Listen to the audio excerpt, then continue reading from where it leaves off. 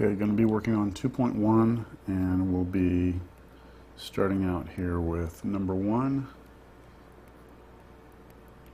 The instructions here tell us to determine a region of the xy plane for which the given differential equation would have a unique solution through a point x0, y0 in the region. So we're going to be using the theorem of this section, which means that we need to check. Let me write the theorem, or a little bit about the theorem here. It's basically telling us that if we have a differential equation of the form dy dx equals some function of x and y, that we need to look at this function of x and y, and we need to take the partial of f with respect to y and look at that and see if it's continuous, okay, or see where it's continuous. And anywhere that would not be continuous or undefined, we would have a problem and a solution would not exist in that region. So let's go ahead and identify here the function of x and y, which is here, and let's take the derivative of this. So this is our function, we're calling it f, and of course it is a function of x and y, but we are going to take the partial of that with respect to y. So the partial of that with respect to y, partial, is going to be 2/3 y to the negative 1/3. That's just kind of like a regular derivative. And notice that this is the same as 2 over 3, and then y to the negative 1/3 drops down, and that really just means the cube root of y. So the only issue we would ever have with something like this is y cannot be 0, all right? Because then we would have division by 0. It's okay if y is negative because we can take a cube root of a negative, so that's not an issue. So if we're looking at it geometrically, you know, here's our xy plane, and we should have solutions to this differential equation at all points, x0, y0, any point, so long as it does not land on the y-axis, because then any point on that y-axis would be have a y coordinate of 0. I'm sorry, I did that the wrong way. That's x of 0. Back it up, back it up, back it up. So anywhere, that's too big, but anywhere on the x-axis, if you were to pick a point here, whatever that point is, it would have an x coordinate, but then the y coordinate would be 0, and then this would be violated. So if we're talking about a region where these solutions exist, where pretty much anything above the x-axis, anything below the x-axis, that would be the region in two-dimensional space where we would have a unique solution. Okay, so now we move on to number 2. And we have dy dx equals the square root of xy. So here is our function. I'm just going to call it f. So when we take the partial of f with respect to y, well, first we have to take derivative of the root of something. So if we take derivative of the root of something, we get 1 over 2 roots of that something. Then we have to go inside and take derivative of what's in here, and we have a little product rule there. So I'm going to say times the derivative of x with respect to y. Now, it's a partial derivative, so we're treating x like a constant, so that's just going to be 0,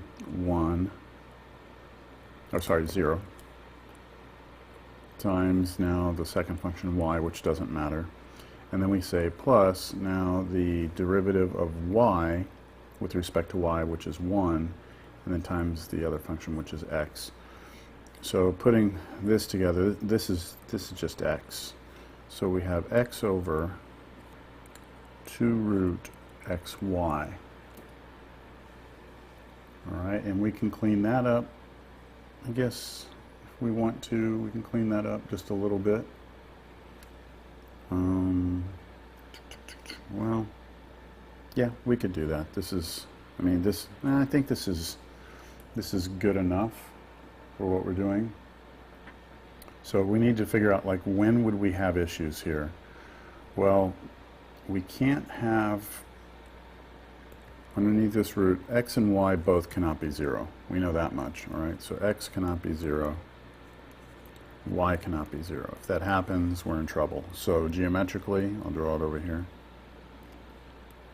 our xy plane.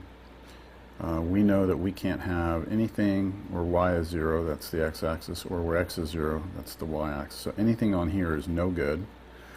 And then we also have some other things that could happen. What if we have x being greater than 0 and then y being less than 0? So what if that's a positive number and that's a negative number? Then if we multiply them, we're going to get a negative, and that's no good. So x greater than 0, y less than 0 means that we have to be this way, x greater than 0, and then y less than 0 has to be down here. So if anything in here happens, which really you could say like is the fourth quadrant, anything in there is no good. But we could also have a scenario where the x is less than 0 and then the y is greater than 0, and if we multiply those two, then we're also going to have a problem. So that would be, you know, anything over here and anything up.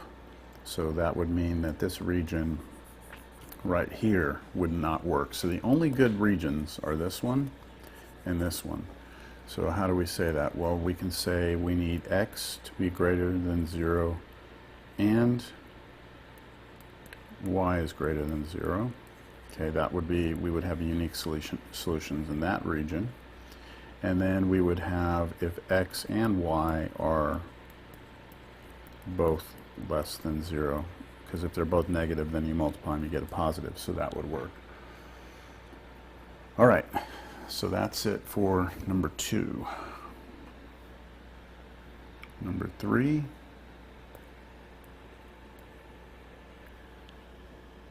X dy dx equals y. So first thing we need to do is we need to get this thing by itself. So let's divide through both sides by x. So dy dx equals y over x. So here is our function f, and we will be taking the derivative of this, the partial derivative, with respect to y. So we have a little quotient rule to work with here. The derivative of the top, right, is 1, because we're differentiating with respect to y, times the bottom, minus the derivative of the bottom, which is 0, because we're taking derivative of x with respect to y, treating x like a variable, like a constant, and then times y, that's not going to matter, then all over the bottom squared. So we should get on top just x and on the bottom x squared, which is just 1 over x. Now we do have an issue here, right? We do have an issue here. X cannot be 0, because if x is 0, then we have issues, right? We get division by 0. So again, in the picture, x can't be 0, so we have to look at stuff that would just be over here and over here, anything but the y-axis. So the answer is that it's in the region where x cannot be 0.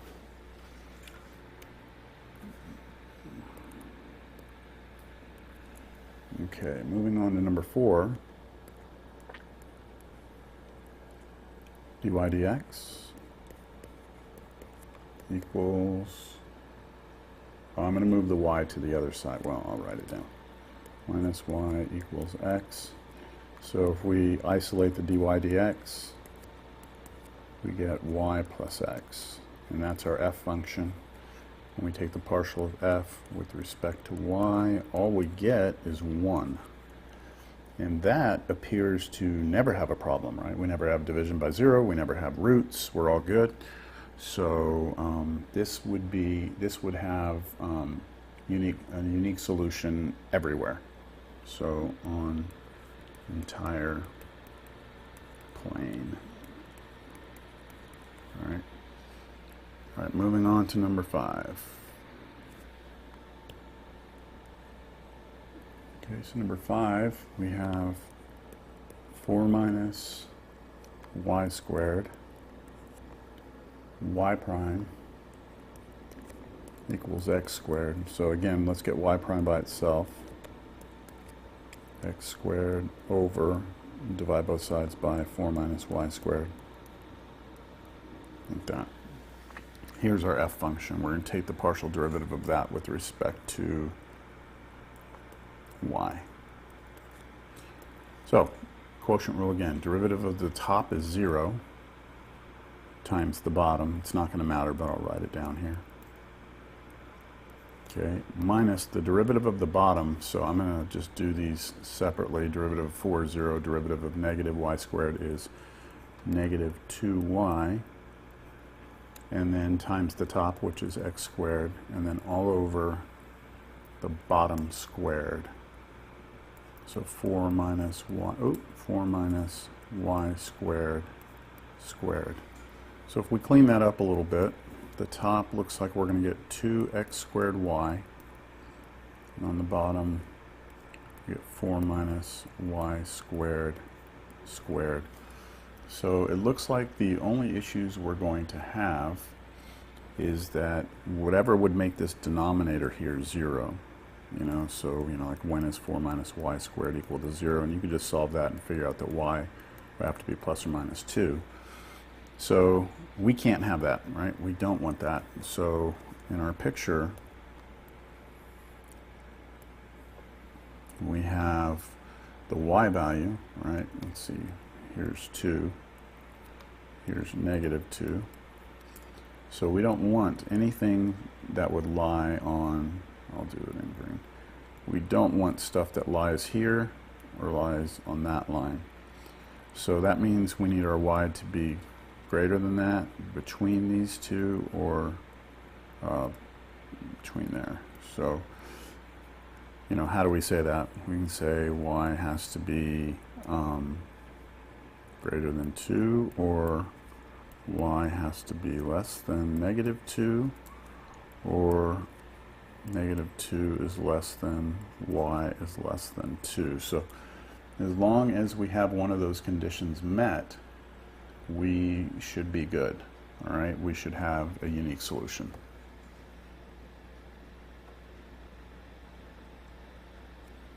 Number 6. All right, 1 plus y cubed y prime equals x squared. Same thing, let's isolate y prime so we can get our function on this side. All right, so we need to take the partial of this with respect to y. Partial of f with respect to y. Quotient rule again, derivative of the top is 0 times the bottom, minus derivative of the bottom, which is just 3y squared, times the top, all over the bottom squared. So 1 plus y cubed squared. Now, same issue here. We want to see when is that 0, and that would only happen if y cubed equals negative 1, and that is possible if y is equal to negative 1. If we cube it, we get that, so we don't want that to happen. So geometrically speaking here, y, here's negative 1, we can never be anywhere on that line right there. So we got to be above it or below it. So we just say y must be greater than negative 1, or y must be less than negative 1. So long as that condition is met, we should have a unique solution.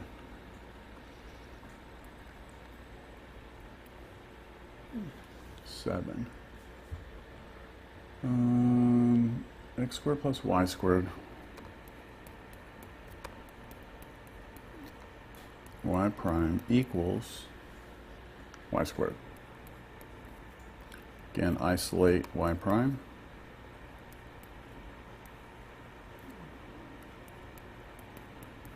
And then go ahead and take this derivative. So partial of f with respect to y, quotient rule. Derivative of the top is 2y times the bottom, minus the derivative of the bottom. So remember, derivative of x is 0, derivative of y squared is 2y, times the top, y squared, all over x squared plus y squared, that quantity squared. All right, now hopefully you'll notice that this right here, this denominator can never be 0 because you're squaring x and squaring y. So the only, well, I shouldn't say never 0, but if you put in numbers other than 0, then you are going to be okay. All right, that can never come out to be 0. The only way that that's ever going to be 0 is if x is equal to 0 and y is equal to 0 simultaneously. So that's going to happen. Let me clear out some room here because I'm at the bottom of this page. If we look at the graph, the only way that's ever going to happen is right here at the origin. So that cannot be part of our answer. All right. So in other words, the point 0, 0, not possible. Now we also need to have cleaned up this numerator. So this is 2x squared y plus 2y cubed, and then minus 2y cubed. That's just distributing, and the y cubes cancel. So the numerator is really just 2x squared y.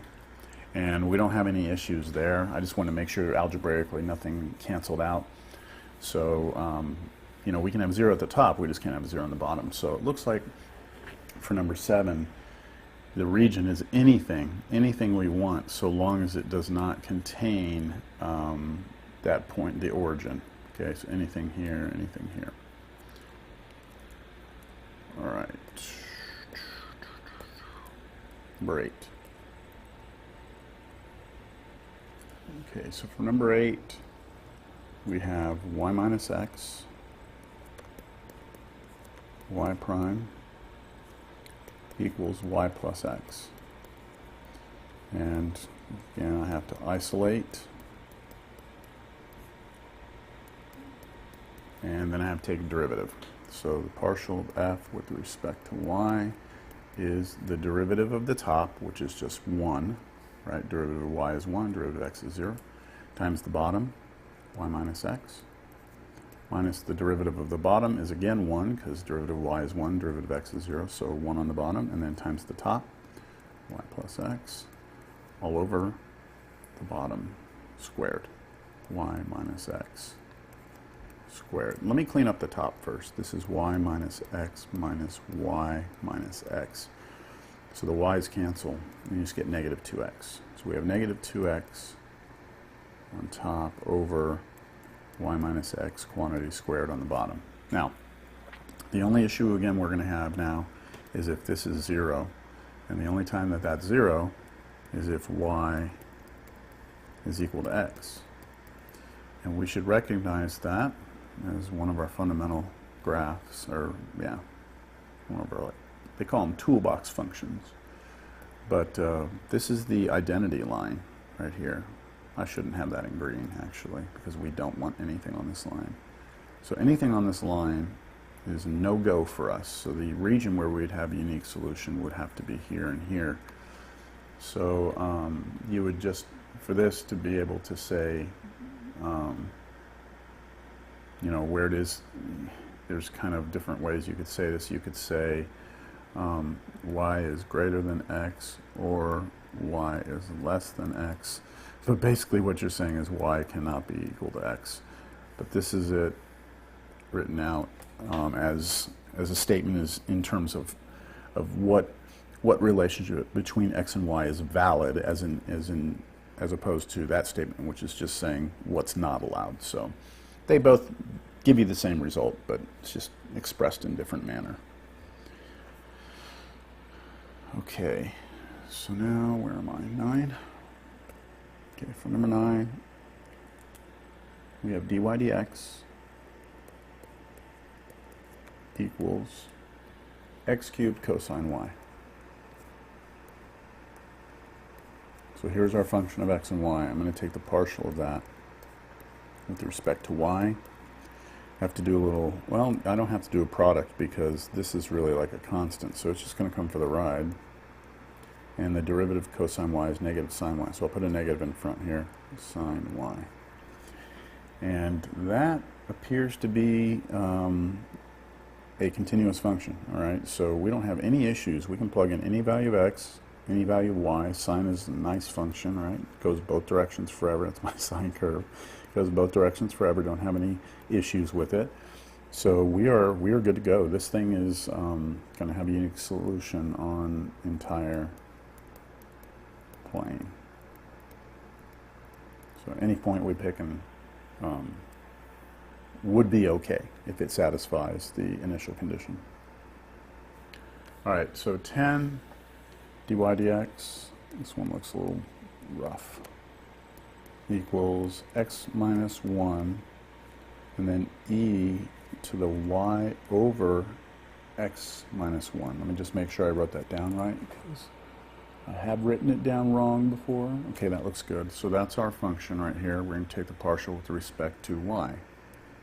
Treating x like a constant, I don't have to worry about this first piece because that's all a constant. So it's going to come for the ride because it's attached to the function e. And then derivative of e is just itself. But then I have to take derivative of what's up here. So I'll do a little quotient rule on that. Derivative of the top is 1 times the bottom, minus derivative of the bottom, which is 0 because it just has x in it, and a constant, and then times the top, that's going to not matter, all over the bottom squared. So this is just going to be on top, I just get x minus 1. On the bottom, I also have x minus 1 squared, and if you simplify that, that's 1 over x minus 1. And it looks like for here, we can't have x be 1, or else we'll have division by 0. So it would be everywhere except, we'd have a unique solution anywhere except where x is equal to 1. Okay, I think that, I'm going to do a couple more here, but I think that's it for this video.